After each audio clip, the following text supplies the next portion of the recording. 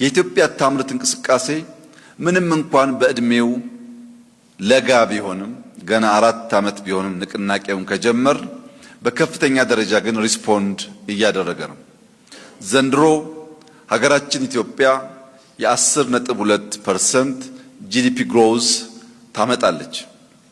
ይህ የጂዲፒ ግሮዝ በቅርቡ የወርልድ ባንክና የአይኤምኤፍ ዓመታዊ ስብሰባ ሲደረግ 9.2% እድገት ኢትዮጵያ ታመጣለች። ከአፍሪካ ቀዳሚው እድገት የኢትዮጵያ እንደሆነ ወርልድ ባንክና አይኤምኤፍ ተንብየዋል። ይህንን ትንበያ ኢንዱስትሪያሊስቶች በቀላል ማየት የለባቸው።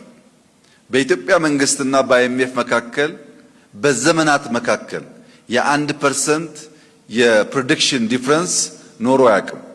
እኛ 10 ስንል እነሱ 7 6 የሚሉት 9 ብለው እኛ 10 ካል ምን ያክል የተቀራረበ ፕሬዲክሽን እንዳለ ያሳያል።